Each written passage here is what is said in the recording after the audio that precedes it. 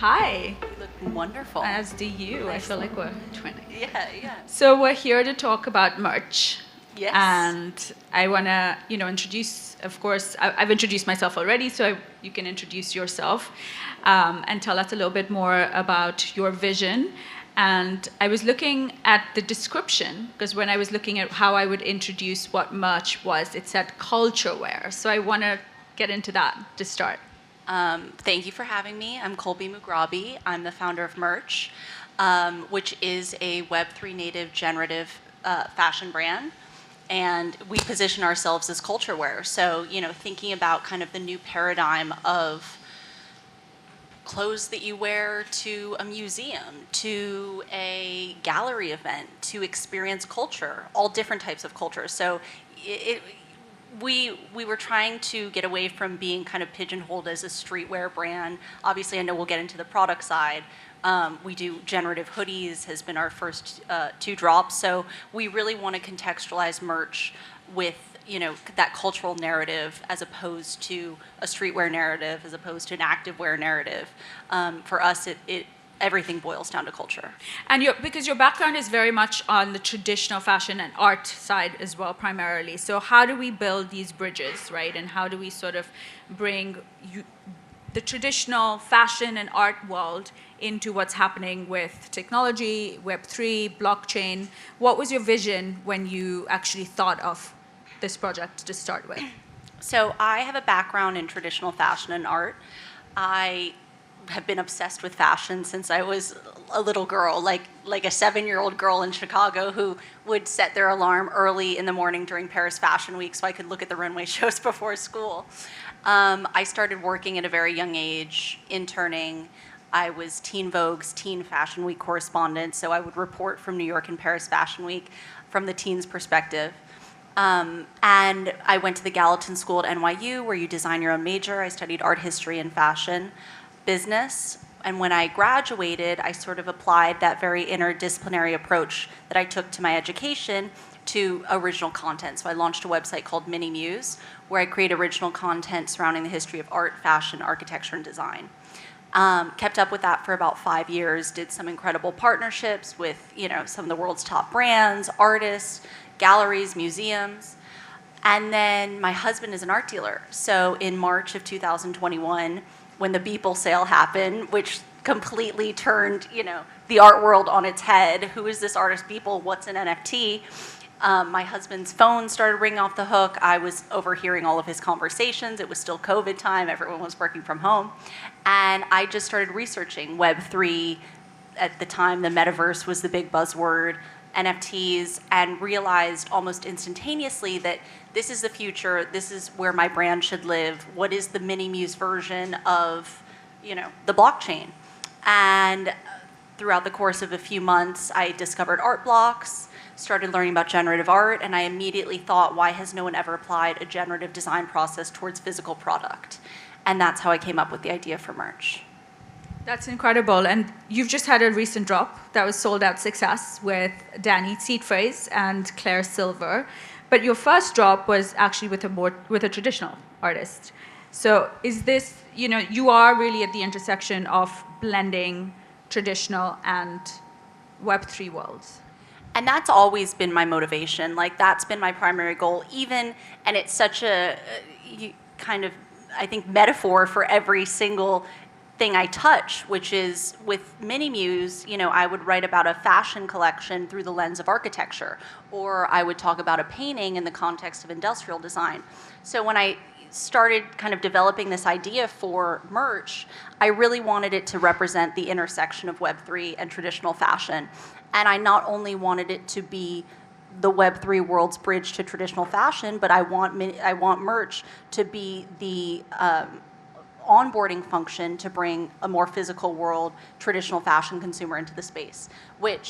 So the first drop, as you mentioned, was we commissioned a comic book artist named Gilbert Hernandez. He did the artwork for the NFTs, but it wasn't co-branded per se like this second drop was. It was purely a commission, and to me, the Genesis drop represented merch as a vision. 2.5 years culminating to this one moment, this mint that, like, I think over the course of those 2.5 years, we went from the height of the bull market to like the depths of the bear market. And I still had bull market mentality in my mind. And so I was assuming it would mint out instantly, which it minted out in 72 hours, which coincidentally the second drop did as well. But this, to me, our Genesis drop represented those 2.5 years of work and just bringing this concept into reality and pushing it to market. Whereas our second drop that you just mentioned, in collaboration with Seed Phrase, Claire Silver, Swarovski, and in partnership with Christie's, that represents the merch of today and of the future, which is not only about onboarding consumers into the space, but really being an architect of brands and institutions and giving them the opportunity to come into Web3 without needing to set up all the infrastructure on their side. So I want merch to be that conduit between all of these different but very similar worlds. Yes, and I'm always very curious because, I get asked this question a lot of times as well because I come also from a more traditional fashion background. And to people who are maybe not in a very crypto native or digitally native space, I do get questioned all the time with people who are maybe from a more traditional background who are curious but not really fully aware or in understanding of what exactly all of this means. How do you explain what it is you do? I mean, it is just, this is like the constant challenge that just haunts me every single day is like, my mom always asks me, she's like, how do I explain what you do to people? Like, they know you're doing something, but I don't know how to explain it to them. Well, that's actually kind of a proxy for what our current kind of goal is and motivation before our next drop is how do we distill this down to an even more simplistic form, So for the first drop, for example, we had to take inventory because there was no factory in the world that's set up to produce one-of-one product at scale. Obviously, being a generative fashion brand, all of the outputs are one-of-one based off their unique combination of colors, pattern, material, trait count. So we took inventory on that first drop, meaning we could leave the redemption window open. For this second drop, obviously every NFT is backed by a one-of-one physical. For this second drop, there's a condensed redemption period, which ends end of day Friday. If anyone here is a drop 2 holder, please redeem. So that even is like a new paradigm for consumers to, buy something, mint something in a digital form as an NFT, redeem a physical. That's a process. It's an added layer. So we're constantly trying to think of like how can we make this more simple? how can we distill this down to its most simplistic form, but still be authentic to the original vision, which is sitting at the intersection of traditional fashion and Web3. And is part of that vision? Does part of that vision also entail bringing new people into the space that are perhaps not already in Web3 or not understanding of how to, is that? Absolutely, yeah. I think Eric mentioned this a few minutes ago when he was speaking. The space is so small right now comparative to what it was and, hugely small compared to the luxury fashion space. So I can't, as a brand that is creating product, it's hard to rely on the same, few thousand wallets to potentially participate each time. So absolutely, our objective is for merch to be not only a conduit between these worlds, but a bridge to onboard more traditional luxury consumers, art collectors into the space. And, a number of people participated in the first drop outside of the Web3 space, which there's truly no more kind of authentic show of like affection and support than like a trad fashion or art buyer going through all the trouble of like setting up a wallet, funding it to participate in the drop. Like I saw true friends really show up that first time, and I will never forget that. And for this second drop, as I mentioned, we partnered with Christie's, and for me, that was our kind of olive branch to, hey, you can participate in this drop if you have a Christie's account, which is obviously, most people maybe in the space, but outside of the space. So with each drop moving forward, we're looking to expand that footprint and that potential even more. Amazing. And are you going to also look at the intersection of other, I mean, we are talking about this new cultural paradigm, other verticals across the creative space, like music perhaps, or?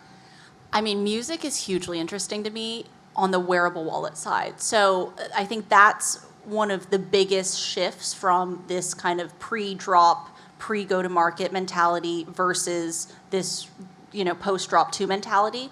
Every single one of our physicals comes with an NFC chip where you can access what we call your wearable wallet. So every merch physical comes with its own Web3 wallet.